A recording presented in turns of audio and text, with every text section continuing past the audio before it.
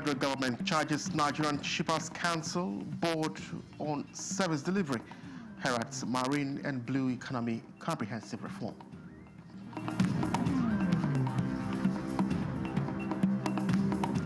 And Nigeria Army unveils advanced drones to checkmate banditry and other crimes in Kogi State.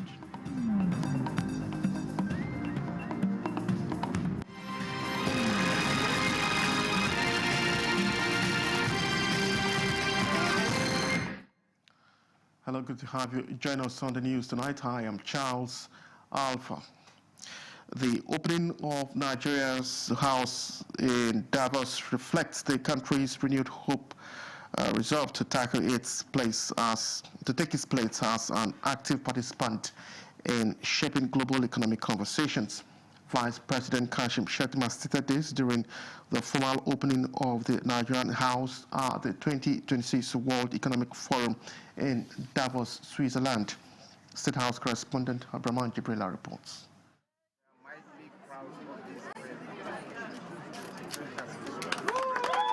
Inauguration of the Nigerian House in Davos. Vice President Kashim Shettima says Nigeria's future growth depends on deliberate, structured engagement with the global economy, as this marks a historic milestone in its global economic engagement.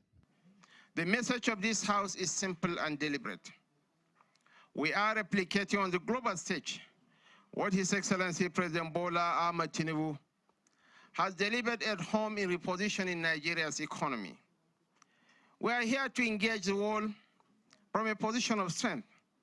It's one of the world's largest emerging markets. They reflect an economy regaining its bearings and preparing for deeper industrialization, stronger infrastructure, an expanded digital and services economy, scale climate and energy investment, more competitive trade systems, and greater value creation across manufacturing.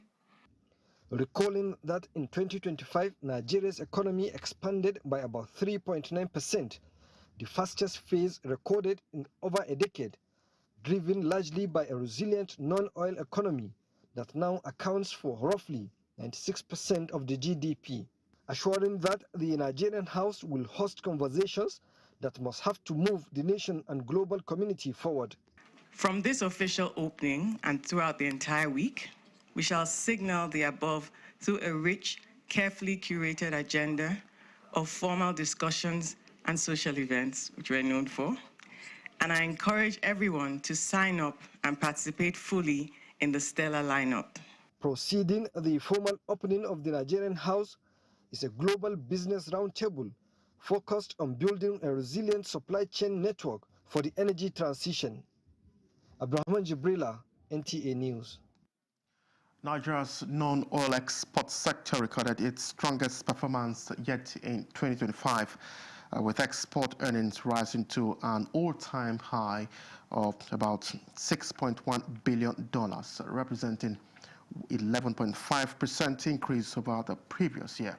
This was disclosed by the Executive Director of the Nigerian Export Promotion Council, Nonye Ayeni, during a press briefing on the performance of non-oil exports and the 2026 outlook at the Export House, Abuja. Ayeni explained that total non-oil export volume rose to 8.02 million metric tons in 2025, up from 7.29 million metric tons in 2024, with Nigeria exporting 281 non-oil products to 120 countries across the world. The Netherlands, Brazil, and India emerged as the top export destinations, while cocoa and its derivatives, urea, fertilizer, cashew nuts, sesame seeds, and solid minerals dominated export earnings. She said the achievements reflect the success of President Bola Ahmed Tinubu's renewed hope agenda, particularly in diversifying the economy, creating jobs, and strengthening Nigeria's position in global trade. The Nigerian government is heralding a comprehensive reform of the nation's marine and blue economy to reposition the sector as a vital pillar of economic growth and national development. Chukwu Nonsonwa reports that the Minister of Marine and Blue Economy, Adegboyega Oyetola, stated this in Abuja at the inauguration of the board of the Nigerian Shippers Council.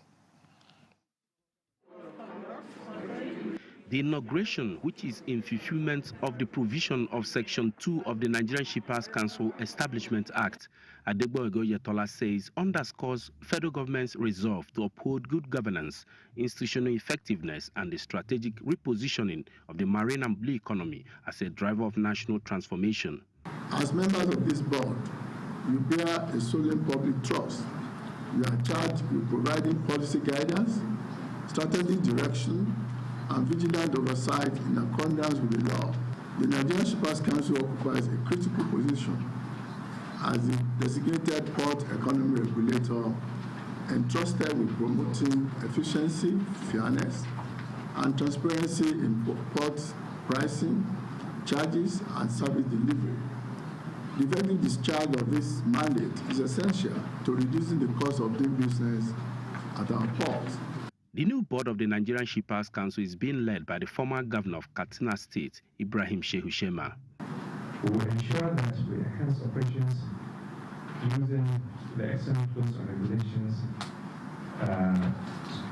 under the Ministry of the Economy for the monitoring, movement, and transportation of cargo by the waters within Nigeria.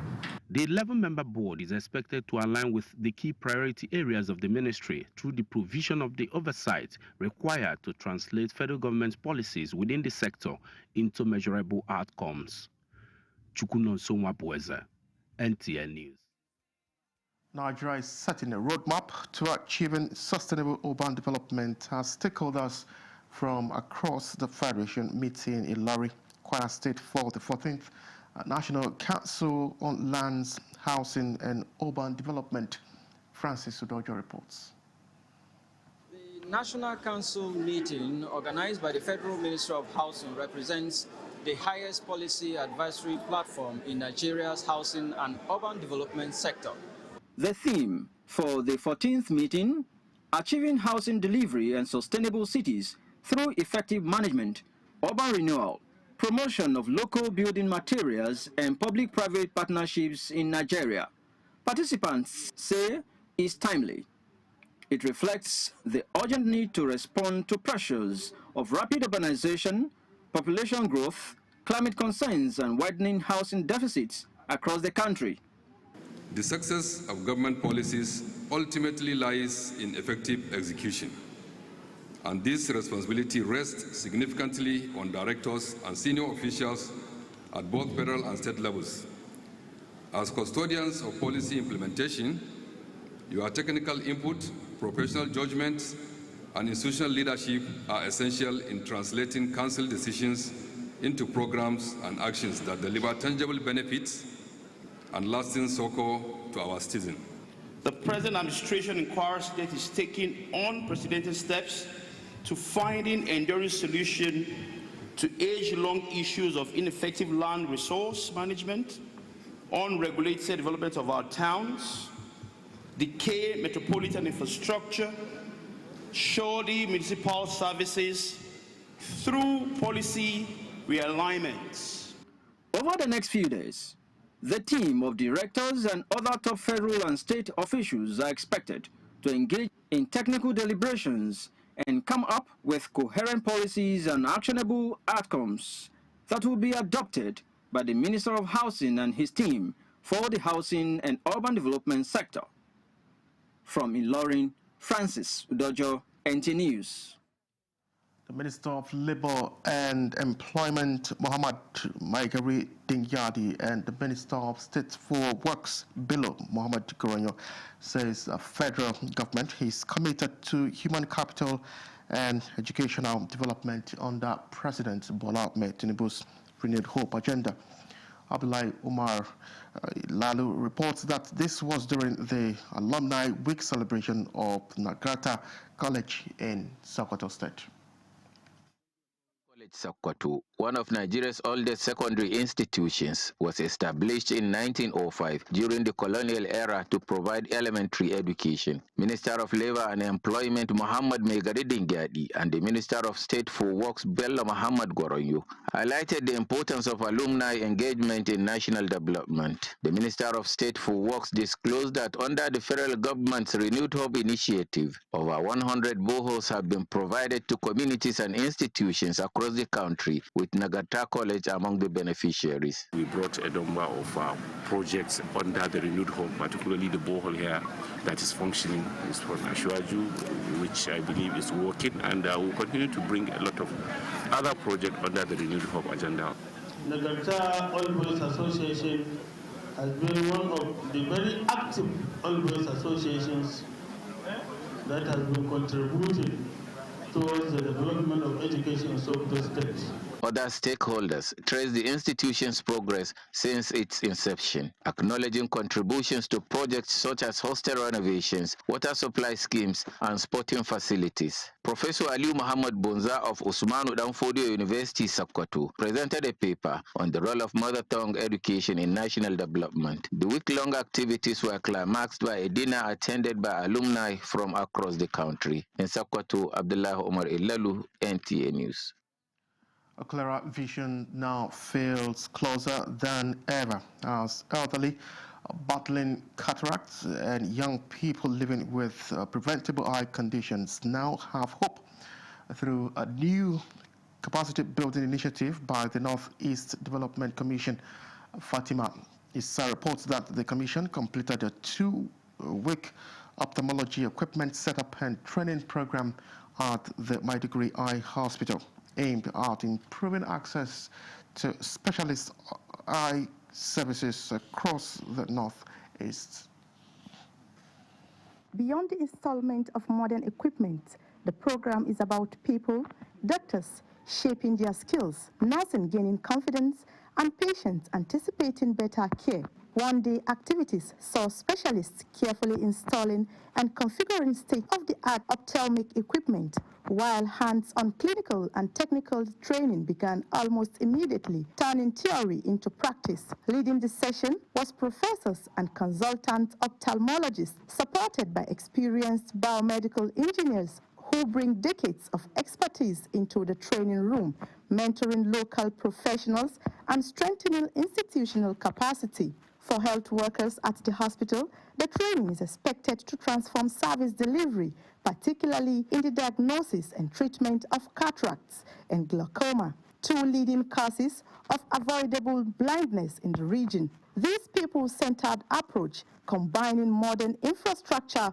with skills development, reflects the NEDC's commitment to sustainable health care recovery in conflict-affected communities. The managing director of the commission, Muhammad Goni Al-Kali, described the intervention as timely and impactful, noting that it aligns strategic investment in modern medical equipment with deliberate human capacity. All the equipment we bought have been installed and they look very functional. The next thing you see, the kind of output we are attending should attend in no distant time. So I can say I'm highly pleased and I'm highly happy.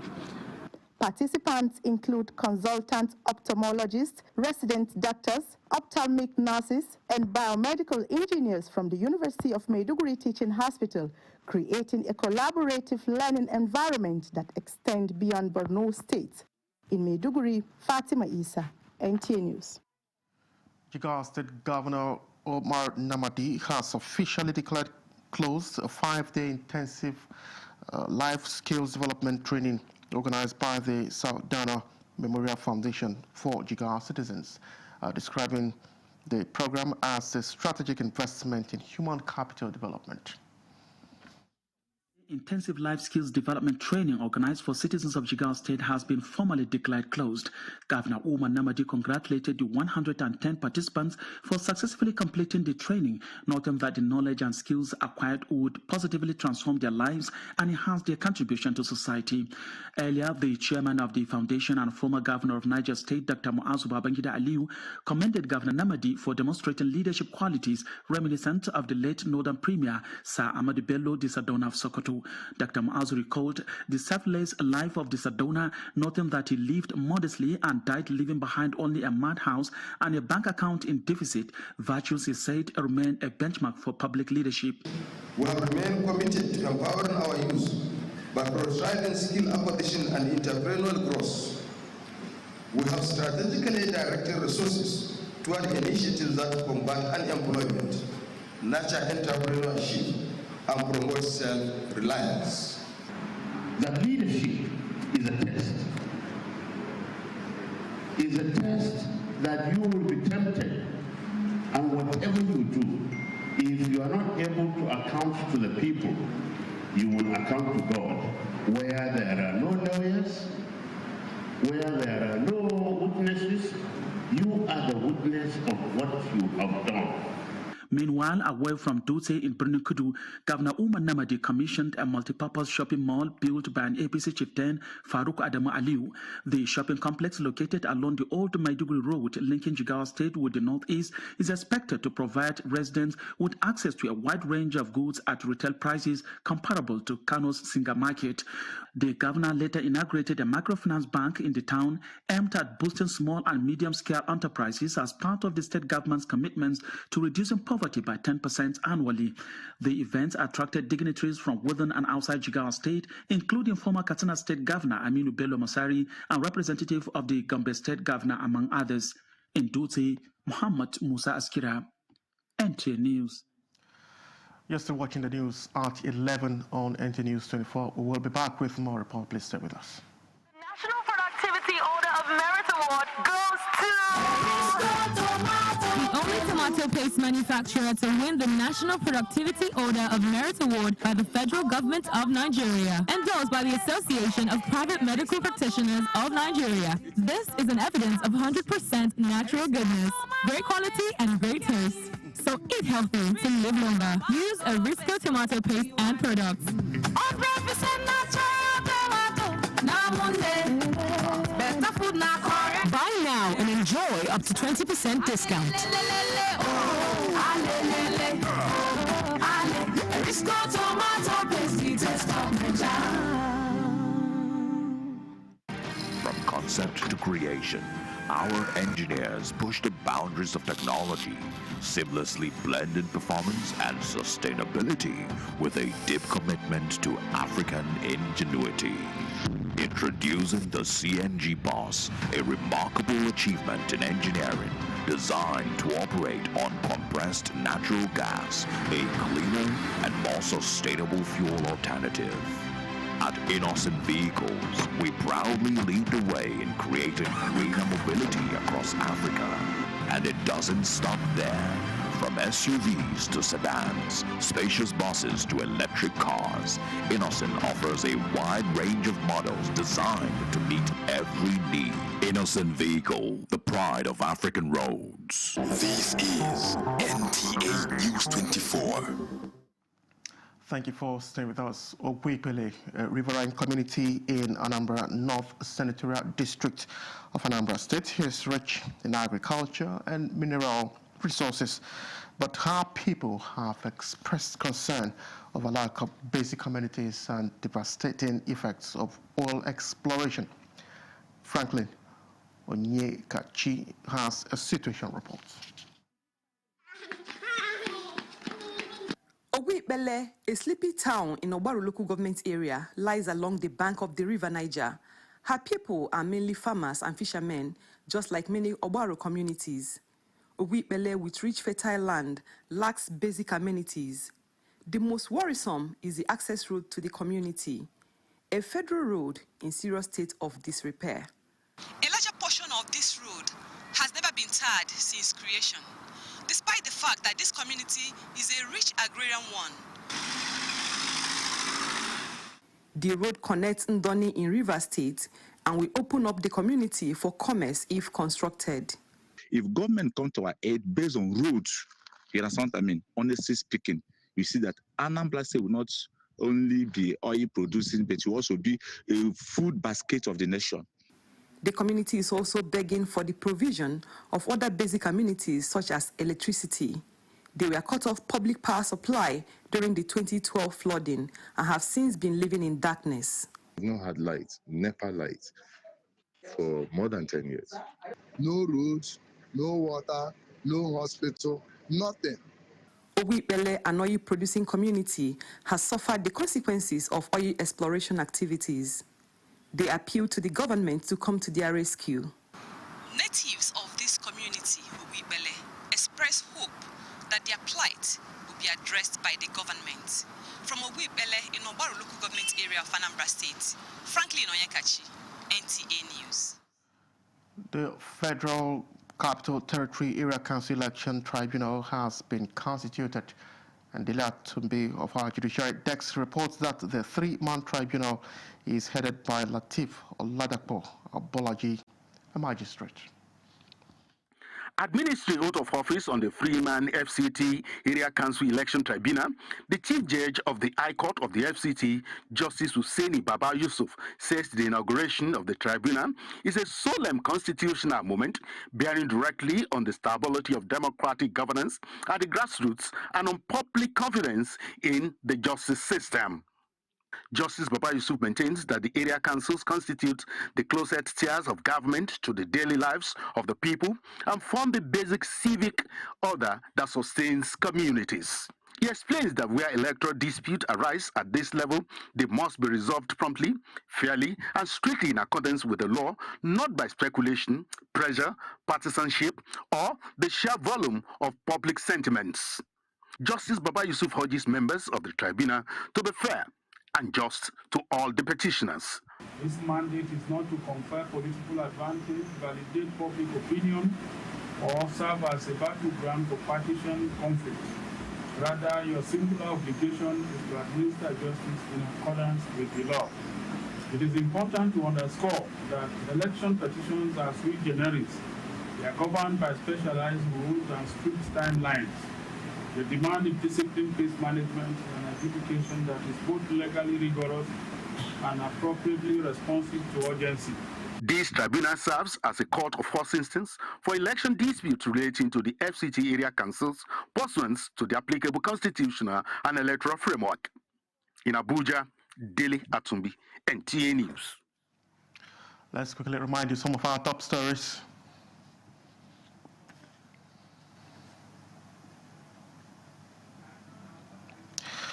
Okay, so we continue with the news. The Kaduna State Commissioner of Police, Muhammad Rabiu, has dismissed reports alleging the kidnapping of over 100 worshippers in Kajuru local government area as false and misleading. Speaking with journalists after the State Security Council meeting, the commissioner described the report as a fabrication being circulated by what he called conflict entrepreneurs seeking to create fear and destabilize Kaduna State. Mohammed Umar Jingi reports. Members of Kaduna State Executive Council and heads of security agencies converge here for an emergency security meeting chaired by Governor Obasani. Our strength lies in sustained intelligence sharing, swift responses, and close collaboration among all security agencies and relevant stakeholders. Let me reaffirm the commitment of Kaduna State government to supporting security operations. After their deliberations, the state government dismissed reports alleging a mass abduction in Kajuru local government area. The State Commissioner of Police stated that following thorough security investigations and direct confirmation from residents of Kajuru, there is no evidence to support claims of any mass kidnapping as reported. I want to warn some of these troubleshooters. Please stop giving out false information to those discredit the state and the security agency. We are here to make it abundantly clear to members of the public that the narrative from the Kajuru area that people have been kidnapped or whatever in the like of that is totally false. The peace that Kajuru is enjoying is not yet 100%, but at least compared to the past, we are doing well. So I'm challenging everybody to bring the name of anybody from that community that is being kidnapped. The government reassured the residents that security remains their top priority, urging the media to always verify information with appropriate authorities before publication. In Kaduna, I am Muhammad Marajiki, NTA News. And with that, to conclude the news, many thanks for watching. I am Charles Alpha.